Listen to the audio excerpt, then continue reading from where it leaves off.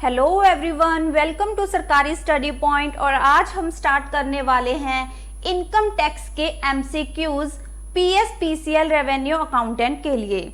सो हमारा first question है, the central government has been empowered by entry 82, entry number 82 of the union list of Schedule 7 of the Constitution of India to levy tax on income other than agriculture income।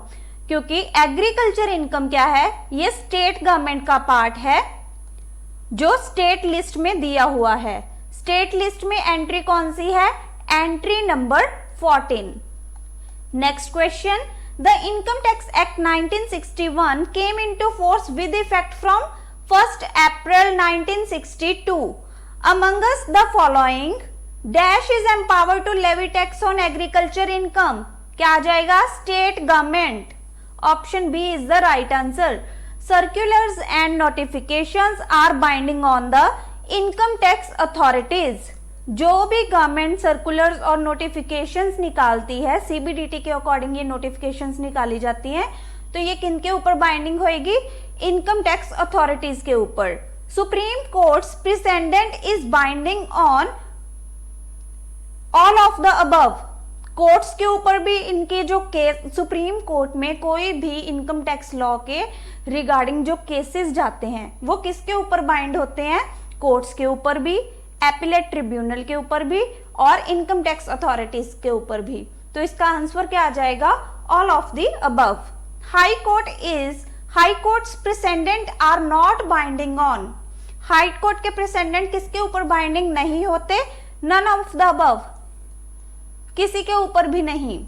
Whenever in the act the phrase as prescribed appears, it means अगर किसी भी act में कोई phrase है वो prescribe किया हुआ है तो उसका मतलब क्या है? Regulations are framed in this respect. क्या होता है, कई बार जैसे हमें दिया हुआ है कि इस एक्ट के ऊपर जो WDV है, जैसे कि अगर हम डेप्रिसिएशन की बात करें तो डेप्रिसिएशन के दो मेथड्स होते हैं, SDV और WDV। Return down value method को किस में डिफाइन किया गया है? इनकम टैक्स में किस में बताया गया है? सेक्शन 32 किससे रिलेटेड है? डेप्रिसिएशन से रिलेटेड है। लेकिन इसके जो मेथड्स हैं, हमें SDV फॉलो करना है या WDV फॉलो करना है, कई बार वहां पे लिखा होता है एज प्रिस्क्राइब्ड। एज प्रिस्क्राइब्ड जैसे ही लिखा हुआ है उसका मतलब क्या है? Regulations are framed in this respect, मतलब इसके रिगार्डिंग जो रेगुलेशंस है वो दी हुई हैं। Who among us the following confers on the power to issue circulars and clarifications? Circular और क्लैरिफिकेशन इशू करने की पावर किसके पास है? सीबीडीटी के पास है, central board of direct taxes. Amendments by the Finance Act are made applicable from first day of next financial year। जैसे कि अगर हम बात करें, फाइनेंस एक्ट है 2020। सो फाइनेंस एक्ट जो 2020 है ये किस फाइनेंशियल ईयर के लिए है? 1 अप्रैल 20 टू 31 मार्च 21। तो ये किसके लिए हो जाएगा? नेक्स्ट फाइनेंशियल ईयर के लिए एप्लीकेबल हो जाएगा। Income tax is charged in assessment year. देखिए, प्रीवियस ईयर की जो इनकम होती है वो कब चार्ज, उसके ऊपर इनकम टैक्स कब लगता है? असेसमेंट ईयर में लगता है। जैसे कि 2021 प्रीवियस ईयर है तो इसका टैक्स कब लगेगा? 21-22 में। तो ये क्या हो जाएगा? इसका assessment year. A person includes, person में कौन कौन इंक्लूड हो जाता है? Individual, HUF, company, firm, AOP, BOI, local authority, every artificial juridical person. तो इसका आंसर क्या आ जाएगा? Option D. As per section 231 following is not included in the definition of person. Person की डेफिनेशन में कौन इंक्लूड नहीं होगा? Minor.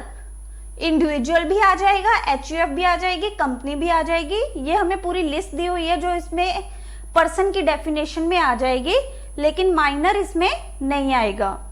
Every assessee is a person but every person need not to be an assessee. अब जैसे अगर हम minor की बात करें, माइनर भी तो पर्सन है, लेकिन वो इनकम टैक्स एक्ट के अकॉर्डिंग एसएससी नहीं है। Describe the status of the following person, individual, HUF, firm, company etcetera. X and Y are legal heirs of Z। X और Y जो हैं Z के लीगल हेयर्स हैं। Z died in 2017. X and Y carry on his business without entering into a partnership.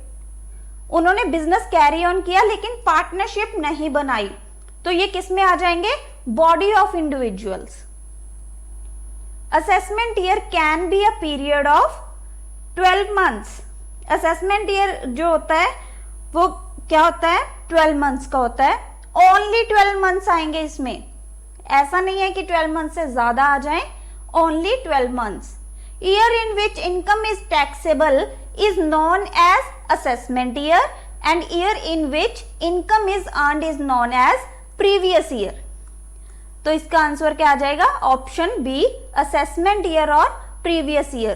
The year in which income is earned known as previous year। हम किस year में income earn करते हैं? Previous year में income earn करते हैं। Next question, all assessees are required to follow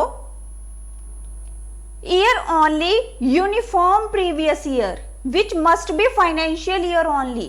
सभी assesses को फाइनेंशियल ईयर को ही फॉलो करना है, ऐसे नहीं है कि कोई कैलेंडर ईयर फॉलो कर रहा है।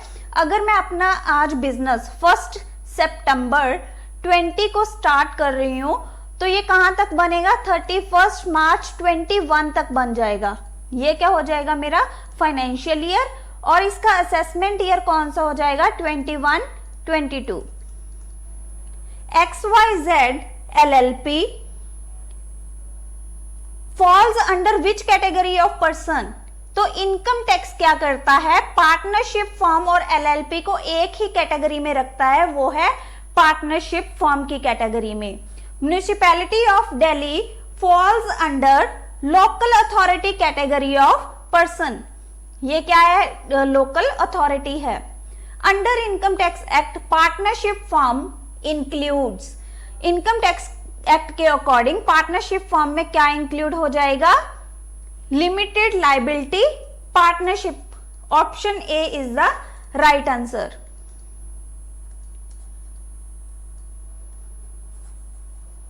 Next question, AOP should consist of. AOP में क्या आ जाएगा? Both individual and non individual persons.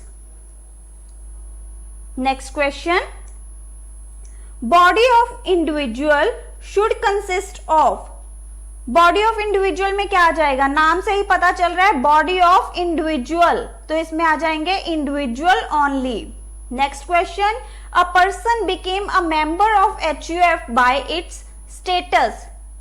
जब भी कोई HUF के लिए अप्लाई करता है तो वो उसके स्टेटस के अकॉर्डिंग उसमें इंक्लूड हो जाते हैं। In order to be assessed as HUF there should be को-पार्टनरशिप।